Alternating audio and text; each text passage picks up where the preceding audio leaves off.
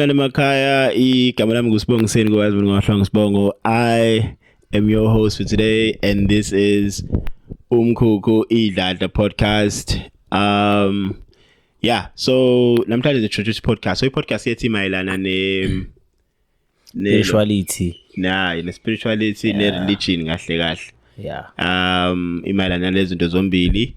So namhlanje ngizobe ngihleli nawe ke sixoxa lezi zinto. Angani mzokwazi introduce ani wena?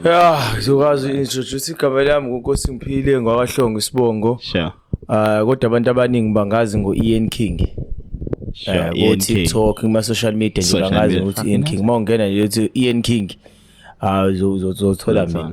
Okay, so wenzani ngahlapha vele lapha ukukhuluma ngana lapha ku TikTok because abantu bethu I think abantu abaningi banezinto eziningi abayisho abayikhulumayo ku TikTok yabo bana bayibiza ikuthini bathi niche bafanele ube ne niche yakho wena mangabe ungasho ukuthi niche yakho ikephi ku TikTok.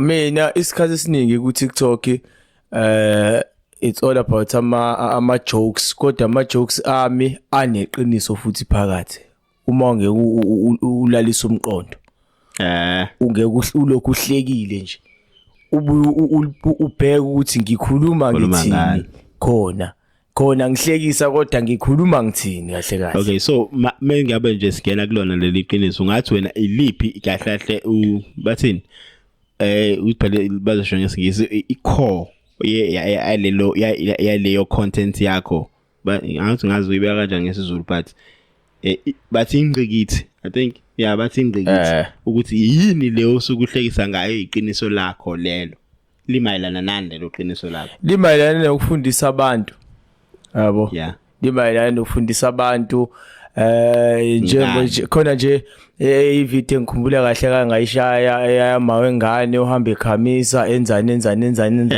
yabo so oma bengane abayigeza ingane sure yabo kodwa bayiholela futhi ingane kodwa manje yabo lonto le abayigeza ingane cha ke ukhuluma into mina ibonakalayo yabo ukuthi ngiyangihlekisa ngalezo zinto ezinjalo kodwa at the same time oma bengane siyazi abayigezi ingane lengabafikile yabo lonto le nabayigezi ingane khona ingane ekuthiwa umthatheni bese kuba khona ingane ekuthiwa umyekeni kanjani wena awuchaza kahle yazi ngobani khona obolayo ukuthi le mayikhala ngeke uzithatha umyekeni ke lo umthatheni yilo ogezayo lo sisinoma simbona esexini ekhala thawu bakitha Nkosi yami siyabona yini na ubuka umzali wakhe indlela enungayo bese lokunuka bufaka enganeni yabo so ngizofundisa abantu ngalezo zinto kodwa ku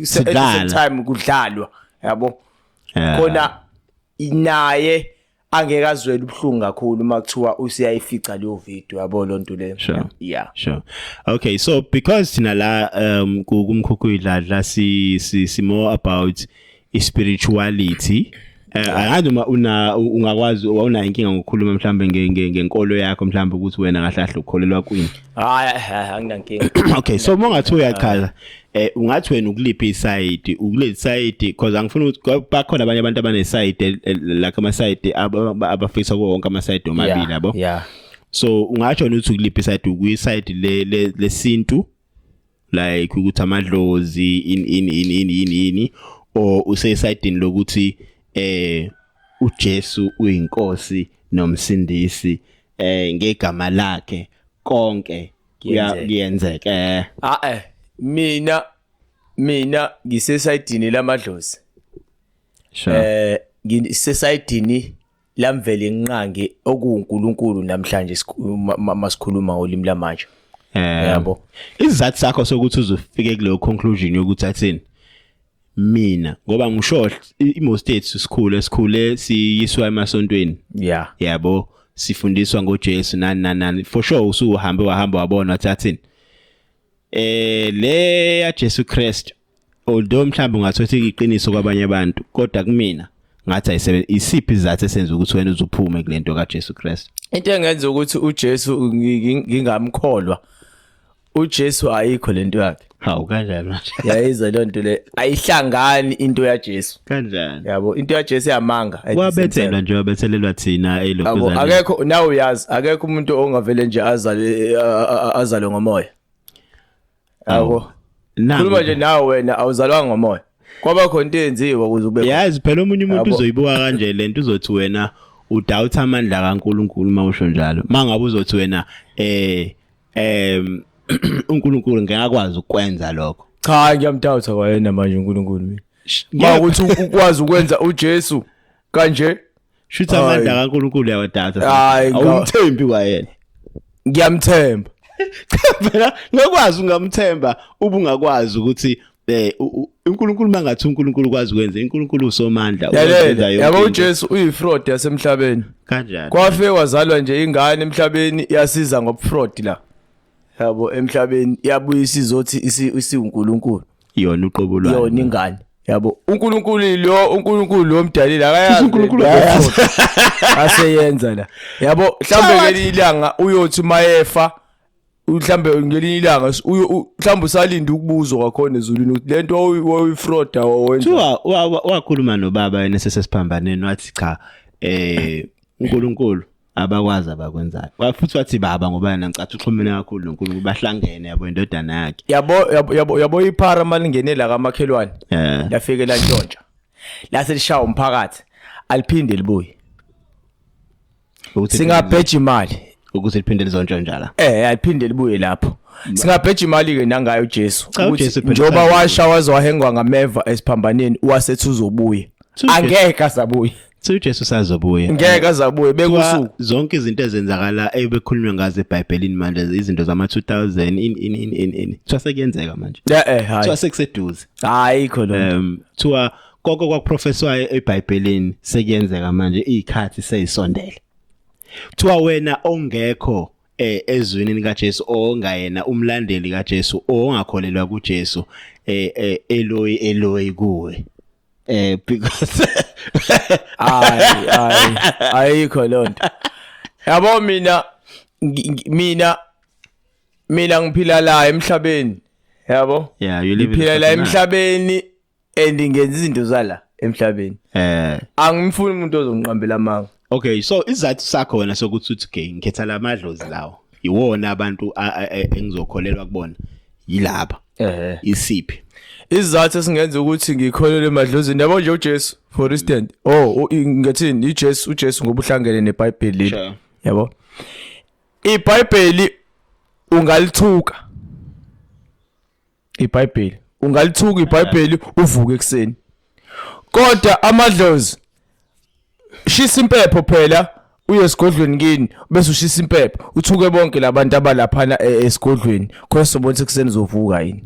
Ujethi nje umuntu ongathuka amadlozi akashisa impepho kubo bayona nje sesibabona beshisa amabhayi beshisa zonke izinto beshatha nendaba usuke ngeke esigodlweni sakubo akangena esigodlweni sakubo ebese yasho ashisa impepho athuke nami ngoba ngingakholelwa kuJesu ngingaya esontweni ngifike ngilishisa iBhayibheli ngilithuke khona esontweni ngikhombisa ukuthi ayikho into engenzeka ngalokho kodwa mangase ngithi mina ngene esigodlweni sakini ebese ushisa impepho ekseni ngiyuvuka ebuka.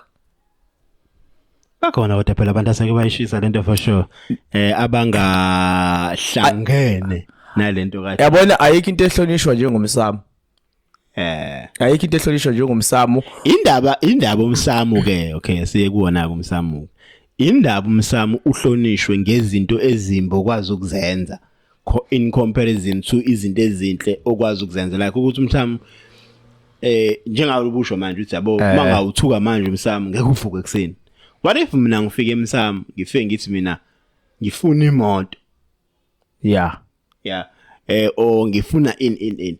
Mucabanga ngavuka ekseni imoto sengiphethe. Ngawuvuka ekseni imoto ngokufana.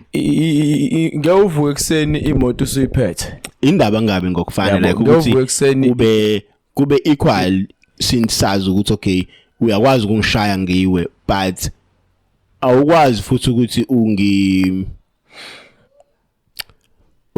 ibe wona umsamo wenzelani wena ngoba phela umsamo nawo unezinto ozenzela wona ukuze uzuze ube umsamo nje yabo uzukwenzela izinto kunezinto ozenzela wona umsamo ukuthi uqhubeke ngeke uvele usuke nje emsamo uyofuna leyo nto mfethu kodwa ayikho into yenzayo emsamo yabo ingakho naNkulunkulu ufanele ukuthandaza ucele fanele uhlezi ulapho nakuJesu fanele uhlezi ulapho nje uNkulunkulu uhlezi ucela kuyena yabo lonto le Jesu hayi uJesu ayikho lento yakhe cha kuthiwa ukwazi ukudlulwa ekubaba ungaqalanga kwindodana mina ngizodlula indodana uNkulunkulu indodana umoya sengisho mina ngizodlula ufuna ukudlulwa hayi ayikho lento yaJesu futhi